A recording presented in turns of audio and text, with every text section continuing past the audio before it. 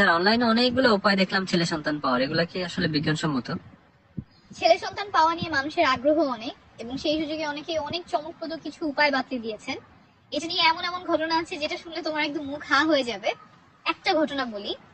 ঘটনাটা ফ্রান্সের 200-250 বছর আগের কথা। তখন সেখানকার সম্ভ্রান্ত পরিবারের পুরুষেরা তাদের বাম দিকের অন্ডকোষ বেঁধে রাখতো, কেউ কেউ অন্ডকোষ কেটেও ফেলতো, যাতে পুত্র সন্তান হয়। এই যে এই কাজটা তারা করতো, সেটার পিছনে তাদের একটা চিন্তা ছিল। বৈজ্ঞানিক শোনা যায় এমন একটা ব্যাখ্যাও ছিল। ব্যাখ্যাটা হলো, পুরুষের তো দুইটা অন্ডকোষ থাকে। তারা চিন্তা করতো যে দুইটার কাজ আলাদা, দুইটা দেখতেও একটু আলাদা, একটা একটু বড় থাকে, একটা একটু ছোট থাকে, ডান দিকেরটা সাধারণত বড় থাকে। তো তারা চিন্তা করতো ডান দিকের অন্ডকোষ থেকে ছেলে হয় আর বাম দিকের অন্ডকোষ থেকে মেয়ে হয়। যেহেতু বাম দিকের অন্ডকোষ থেকে মেয়ে হয়, সেই জন্যই তারা সেটা বেঁধে রাখতো বা কেটে ফেলতো। এই যে এটা করতো, এইটা সেখানকার একজন বিজ্ঞানী তার বইয়ে লিখেছিলেন। বইয়ে তিনি বলেছেন যে এই অন্ডকোষ কেটে ফেলা এটা একটা খুব সহজ একটা অপারেশন। দাঁত ফেলার মতো, দাঁত ফেললে যতটুকু ব্যথা লাগে অন্ডকোষ কেটে ফেলতেও সেরকমই ব্যথা লাগে।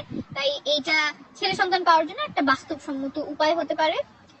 আর সেই বইতে তিনি আবার এটাও বলেছেন যে ঘোড়া, তারপরে কুকুর, এদেরকে তো সচরাচরই এই অপারেশন করা হয়, অন্ডকোষ কেটে ফেলা হয়। এটা তেমন প্রাণঘাতী কিছু না, তাই এটা হতেই পারে, করা যেতেই পারে।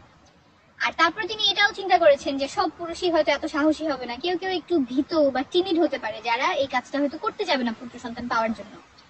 তাদের জন্য উপায় আছে। সেটা কি? তাদের স্ত্রীদের জন্য উপায়, সেটা হলো সহবাসের পরে তারা একদিকে কাত হয়ে শুয়ে থাকবে।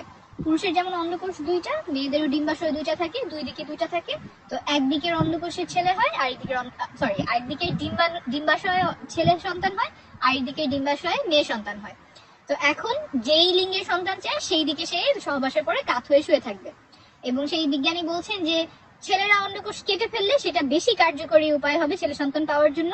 মেয়েদের যেটা এক কাত হয়ে শুয়ে থাকা সেটা একটু কম কার্যকরী, কিন্তু তারপরে যদি ছেলে যদি ভীত হয়, সেটা করতে না চায়, তাহলে সেটা করা যেতে পারে। এইটা তিনি একটা বইয়ে লিখেছিলেন। বইটা তখন অনেক জনপ্রিয় হয়েছিল। এখন এইসব পন্থা শুনতে হাস্যকর মনে হলেও তখন এটা খুব জনপ্রিয় ছিল। বইয়ের অনেকগুলো কপি বিক্রি হয়েছে, আর বইয়ের নামও খুব সুন্দর ছিল। বইটার নাম হচ্ছে দি আর্ট অফ হ্যাভিং বয়েজ, অর্থাৎ ছেলে সন্তান পাওয়ার আর্ট বা শিল্প। আচ্ছা, এটা তো বুঝলাম কাজ করে না, অবৈজ্ঞানিক।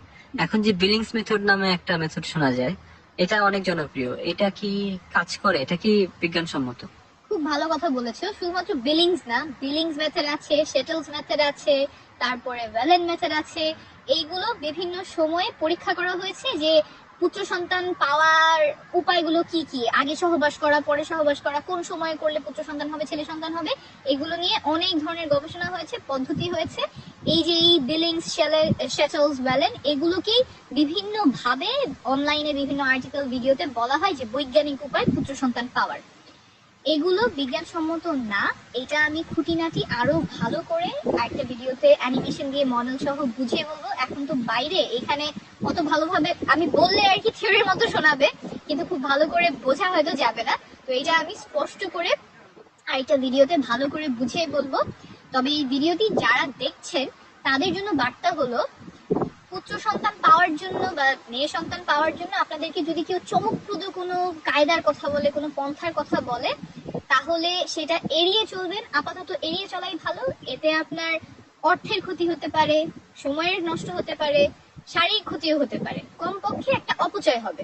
তাই আপাতত এগুলো এড়িয়ে চলবেন।